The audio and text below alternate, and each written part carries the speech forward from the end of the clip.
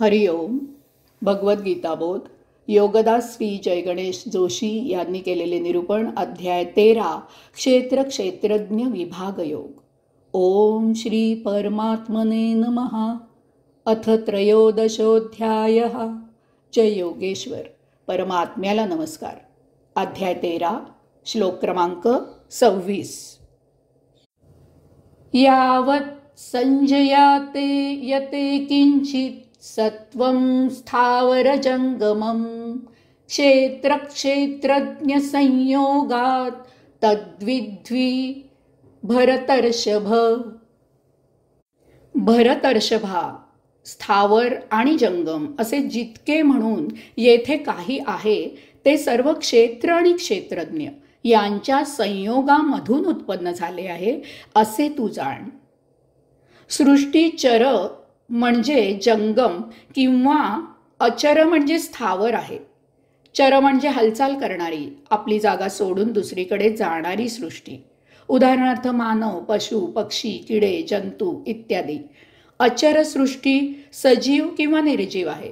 सजीव म्हणजे मानव, पशु, पक्षी, किडे, जंतू, याचबरोबर वृक्ष, लता, पल्लवी इत्यादी. निर्जीव म्हणजे जडसृष्टी. उदाहरणार्थ दगड, धोंडे, पर्वत इत्यादी.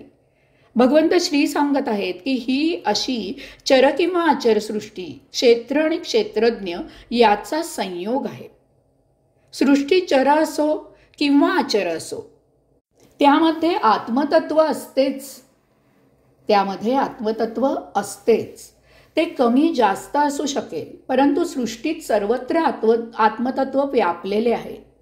पदार्थातील आत्मतत्व जितके क्षीण असते तितका त्या पदार्थाचा जडपणा वाढत जातो.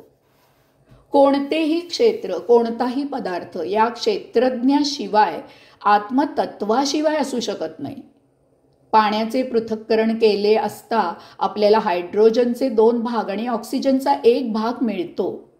परंतु जर आपण हायड्रोजनचे 2 भाग आणि ऑक्सिजनचा 1 भाग मिसळला तर पाणी तयार होत नाही, कारण त्यासाठी अत्यावश्यक असलेले आत्मतत्व आपल्या जवळ नसते. याला जोडूनच पुढचा श्लोक क्रमांक 27. समं सर्वेषु भूतेषु तिष्ठन्तं परमेश्वरं विनश्यत् स्वविनश्यत् शन्तयं यः पश्यति स पश्यति. पुढचा श्लोक क्रमांक 28. समं पश्यन्नि सर्वत्र समवस्थितमीश्वरं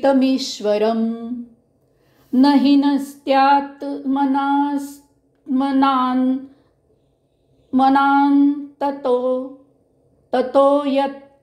ततो याति परां गतिम्. समं पश्यन्नि सर्वत्र समवस्थितमीश्वरं न हि नस्त्यात्मनात्मानं ततो याति परां गतिम्. जो विनाश पावणाऱ्या सर्व जीवमात्रात अविनाशी परमेश्वराला सम पाहतो तोच परमेश्वराला खऱ्या अर्थाने पाहतो. कारण सर्वत्र समरूपाने स्थित असलेल्या परमेश्वराला समरूपाने पाहणारा स्वतःची हत्या करत नाही, म्हणून तो परम गतीला प्राप्त होतो.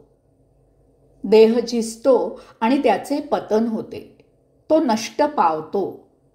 कालांतराने देह आणि इंद्रिय काम करेनाशी होतात, त्यांची कर्म करायची क्षमता संपते.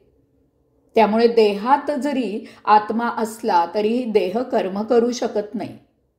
जर गाडीचे यंत्र बिघडले तर त्यात इंधन भरूनही काही उपयोग होत नाही, ती चालू होऊ शकत नाही.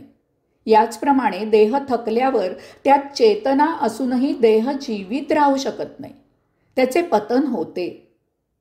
केवळ देह थकला म्हणून त्यातील अंतस्थ आत्मा देह सोडून बाहेर जातो.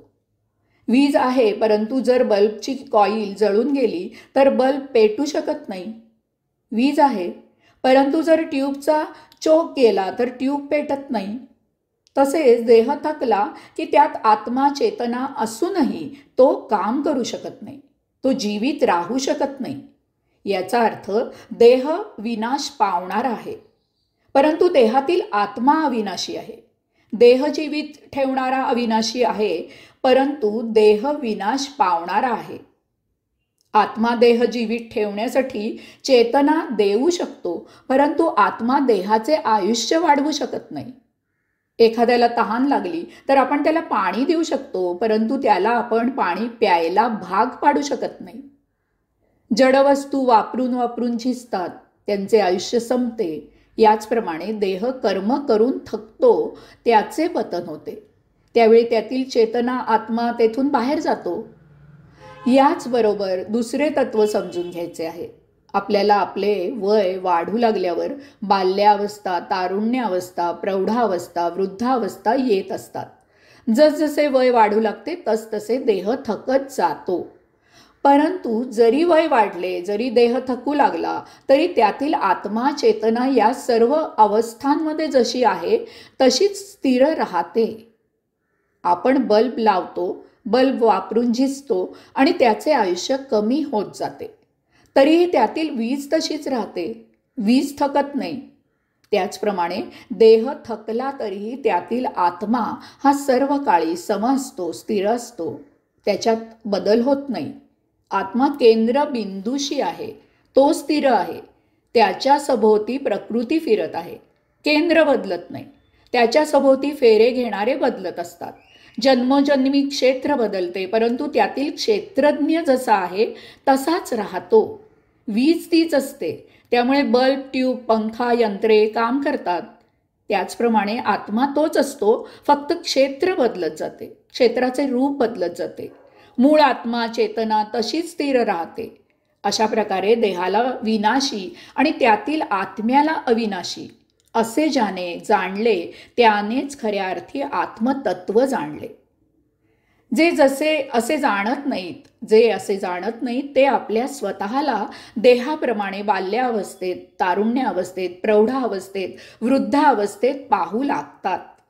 देहाला हर्ष झाला की तो आपल्यालाच झालाय असे समजतात. देहाला दुःख पीडा झाली की ते दुःख पीडा स्वतःलाच झाली आहे असं समजतात. यामुळे ते देहाप्रमाणे सुखी किंवा दुःखी होतात.